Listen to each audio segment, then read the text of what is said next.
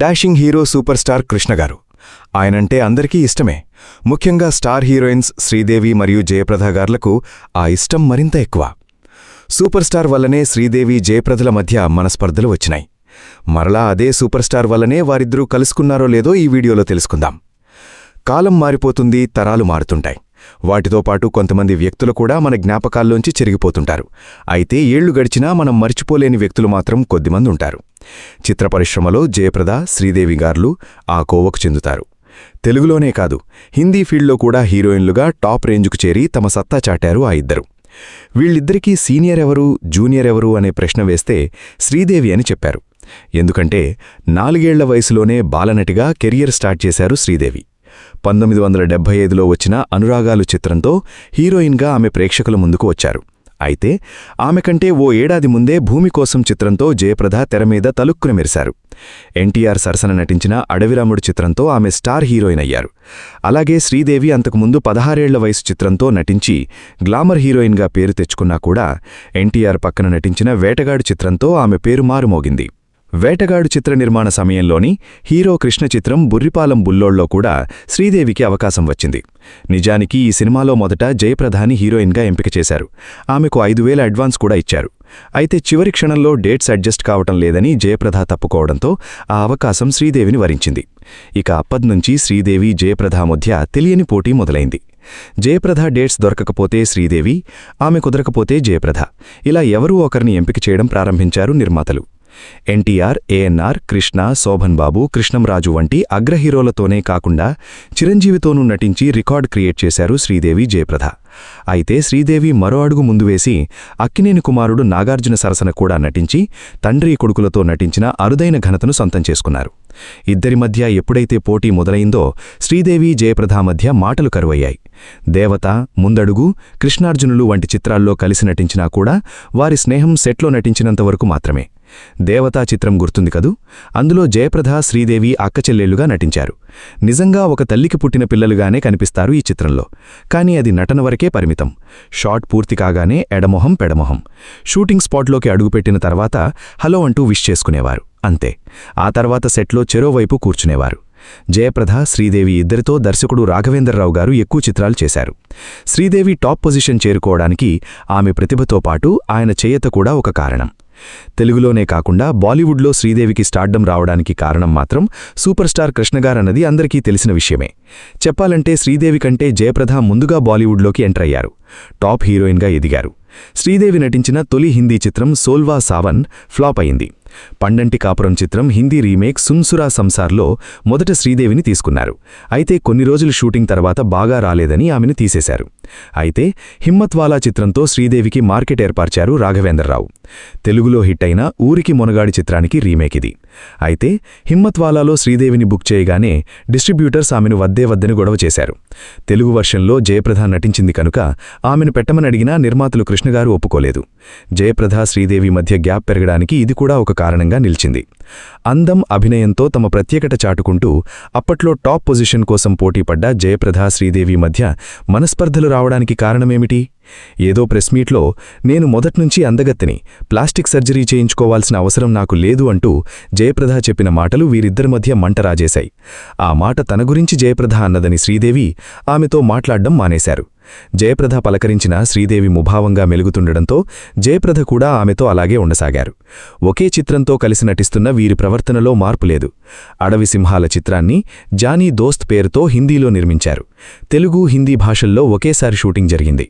తెలుగులో కృష్ణ, కృష్ణంరాజు హీరోలుగా నటించారు. హిందీలో జితేంద్ర, ధర్మేంద్ర పాత్రలు పోషించారు. శ్రీదేవి, జయప్రద హీరోయిన్లు.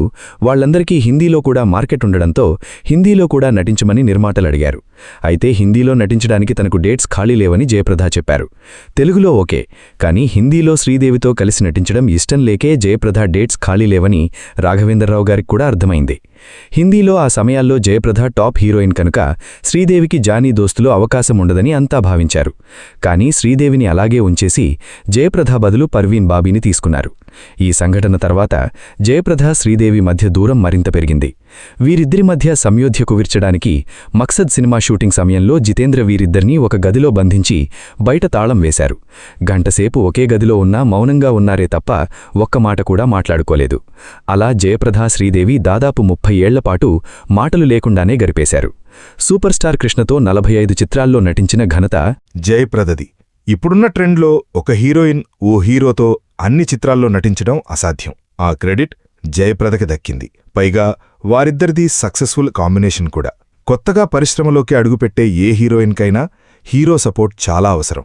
అలానే పరిశ్రమలో జయప్రద ఎంటరైనప్పుడు కృష్ణగారు ఆమెకు ఎంతో సపోర్టిచ్చారు. బాపు దర్శకత్వంలో విజయ సంస్థ నిర్మించిన శ్రీ రాజేశ్వరీ విలాస్ కాఫీ క్లబ్ చిత్రంలో కృష్ణ సరసన తొలిసారిగా నటించారు జయప్రద.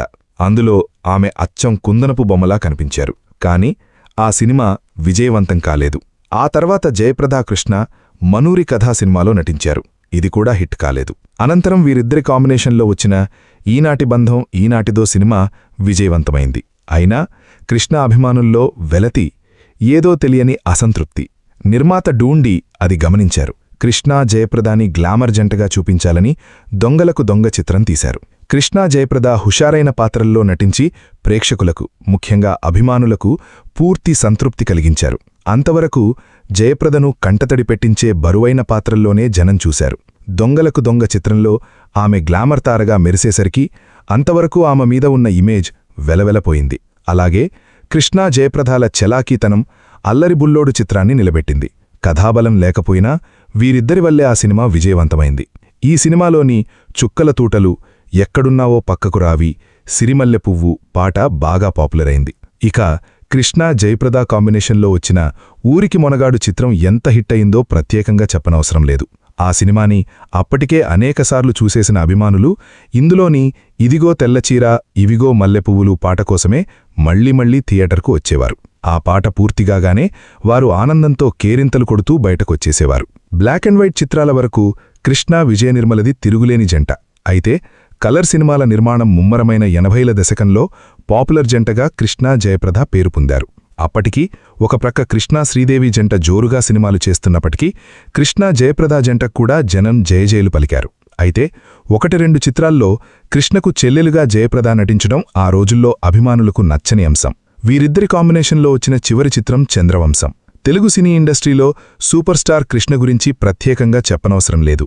ఎన్టీఆర్ ఏఎన్ఆర్ల తర్వాత సినీ ఇండస్ట్రీకి మూలస్తంభంగా సూపర్ స్టార్ ఉన్నారు. ఇక రాజకీయాలలో కూడా తనకంటూ చెరగని ముద్ర వేసుకున్న కృష్ణగారు సినీ ఇండస్ట్రీకి ఎన్నో రకాల సరికొత్త టెక్నాలజీలను పరిచయం చేసిన ఘనత ఆయనకు మాత్రమే సొంతం. మాస్ ఆడియన్స్ను, ఫ్యామిలీ ఆడియన్స్ను బాగా ఆకట్టుకున్న కృష్ణగారు ఇక అందాల తార, అతిలోక సుందరిగా గుర్తింపు తెచ్చుకున్న శ్రీదేవి దక్షిణ సినీ ఇండస్ట్రీలోనే కాదు, హిందీ సినిమా ఇండస్ట్రీలో కూడా తన అందాలతో ఎంతోమంది అభిమానులుగా మార్చుకున్నారు. ఎన్టీఆర్ ఏఎన్ఆర్లతో మాత్రమే కాకుండా వారి వారసులు నాగార్జునతో కూడా కలిసి స్టెప్పులేసి చిరంజీవితో కూడా ఈమె కలిసి నటించడంతో మెగా అభిమానులు కూడా శ్రీదేవికి ఫిదా అయ్యారు. ఇదిలా ఉండగా ఒక నిర్మాత ఆర్థిక నష్టాల్లో కూరుకుపోయి ప్రాణాలు తీసుకోవాల్సి వచ్చిన పరిస్థితుల్లో కృష్ణా శ్రీదేవి అతన్ని కాపాడి ఆయన గౌరవం కూడా నిలబెట్టారు. కృష్ణా శ్రీదేవి ఏకంగా 31 సినిమాలలో కలిసి జోడీగా నటించి బెస్ట్ జోడీగా గుర్తింపు తెచ్చుకున్నారు. ఇక అలా వీళ్ళిద్దరి కాంబినేషన్లో తెరకెక్కిన సినిమాలలో మామా అల్లుళ్ల సవాల్ సినిమా కూడా ఒకటి. నిర్మాతను ఇంటివాడిని చేయాలనే ఆలోచనతో ఈ సినిమాలో తమ రెమ్యూనరేషన్లు తగ్గించుకుని హీరో హీరోయిన్లుగా కృష్ణా శ్రీదేవి నటించారు. సినిమాలో కీలక పాత్రలు నటించిన జమునతో పాటు డైరెక్టర్ కెఎస్ఆర్ దాస్ కూడా తమ రెమ్యూనరేషన్లను నిర్మాత కోసం తగ్గించుకున్నారు. కుదిరవల్లి సీతారామస్వామి అనే వ్యక్తి కైకాల సత్యనారాయణ గారితో నా పేరే భగవాన్ అనే సినిమాను అంతకుముందు నిర్మించారు. అయితే ఆ సినిమా సక్సెస్ సాధించినా నిర్మాతకు మాత్రం డబ్బులు రాలేదు. అయితే ఈ నిర్మాతకు ఊరిలో ఇల్లు కట్టుకోవాలనే ఆశ ఉండేది. నిర్మాతగా నష్టాల్లో కూరుకుపోయి చనిపోవాలని అనుకున్నారట. ఇక సత్యనారాయణ ఈ విషయాన్ని కృష్ణకు చెప్పగా కృష్ణ మంచి హృదయంతో తన వంతు సహకారం అందిస్తానని చెప్పారు. సగం పారితోషికంతో కృష్ణ ఆయన నిర్మాతగా మామా అల్లుళ్ల సవాల్ సినిమాలో నటించారు. శ్రీదేవి కూడా సగం రెమ్యూనరేషన్తో ఈ సినిమాలో నటించారు. ఈ సినిమా సూపర్ హిట్ కావడంతో ఈ నిర్మాత మంచి భవంతిని కట్టుకోవడంతో పాటు అమ్ముకున్న పొలాన్ని కూడా కొన్నారు. కృష్ణ, శ్రీదేవి అలా నిర్మాత ప్రాణాలను కాపాడారు. ఈ సినిమాలో కృష్ణకు అక్కగా జమున నటించారు.